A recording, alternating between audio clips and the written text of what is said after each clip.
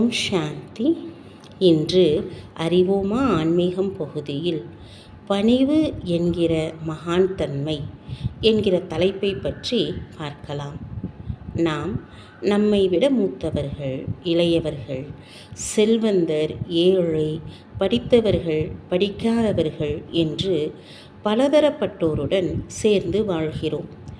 மூத்தவர்களிடம் மரியாதை மற்றும் பணிவுடனும் இளையவர்களிடம் அன்புடனும் இருக்க வேண்டும் என்று பொதுவாக சொல்லப்படுகின்றது. ஆனால் இன்றைய காலகட்டத்தின்படி அனைவருக்கும் வேறுபாடு இன்றி மரியாதையையும் அன்பையும் கொடுக்க வேண்டியது அவசியமாகும். பணிவு என்கிற நற்குணம் யாரிடம் இருக்கின்றதோ அவர்களால் அனைவருக்கும் மரியாதையையும் அன்பையும் கொடுக்க முடியும். பணிவாக இருப்பது என்றால் ஒருவருக்கு தலை வணங்கி அடிபணிந்து நிற்பது என்பதல்ல. பணிவாக இருந்தால் நம்மை அடக்கி ஆள ஆரம்பித்து விடுவார்கள் என்பதும் அல்ல. பணிவு என்பது ஒரு தெய்வீகமான குணமாகும். பணிவு எந்த இடத்திலும் நான் செய்கிறேன், நான் தான் செய்வேன், என்னால் மட்டுமே செய்ய முடியும் என்று நினைப்பதில்லை. நான் செய்கின்ற ஒவ்வொன்றும் அன்பின் கடலான இறைவனின் சக்தியால் நடக்கின்றது என்கிற உணர்வுடன் இருப்பார்கள். பணிவு இருக்கும் இடத்தில் சத்தியத்தின் சக்தியும் இருக்கிறது. பிறர் என்ன நினைத்தாலும் சரி, என்ன கூறினாலும் சரி, பணிவுடன் இருப்பவர்கள் தனது லட்சியத்தை அடைந்து விடுவார்கள். அவர்கள் அகங்காரத்தினால் தலை நிமிர்ந்தும் நிற்க மாட்டார்கள், அவமானத்தினால் தலை குனிந்தும் நிற்க மாட்டார்கள்.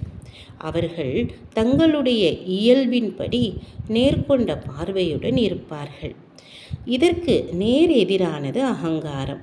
அகங்காரம் இருக்கும் போதுதான் பிறரை விமர்சனம் செய்கிறீர்கள். அகங்காரம் புத்தியை பூட்டிவிடுகிறது. தான் செய்த தவறுகளுக்கும் பிறரை பொறுப்பாக காட்டுகிறது. அகங்காரத்துடன் இருப்பவர் சுலபமாக பிறரால் பாதிக்கப்படுகிறார்கள். அவர்கள் தன்னைத்தானே ஏமாற்றிக் கொள்கிறார்கள். அனைத்து பலகீனங்களுக்கும் தலைவனாக இருப்பது அகங்காரம்தான். அகங்காரத்துடன் இருக்கும் ஒருவர் தனிமைப்படுத்தப்படுகிறார். அதாவது அவருடன் யாரும் இணைந்திருக்க விரும்ப மாட்டார்கள். இப்படிப்பட்ட அகங்காரம் என்கிற பூட்டிற்கான சாவி பணிவுதான். பணிவு உங்களுடைய மனதின் குரலுக்கு உங்களை செவிசாய்க்குமாறும் கீழ்ப்படியுமாறும் செய்கிறது.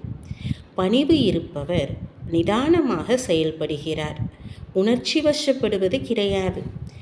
எதையும் உணர்ந்து தெளிந்து செயல்படும் சக்தி அவரிடம் இருக்கிறது. இதன் காரணமாக சுலபமாக தன்னைத்தான் மாற்றிக்கொள்ள முடிகிறது.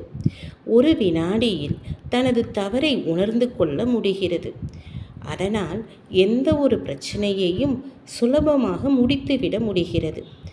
பணிவு நம்முடைய மனதை நேர்மறையானதாக, பரந்ததாக, தூய்மையானதாக ஆக்குகிறது.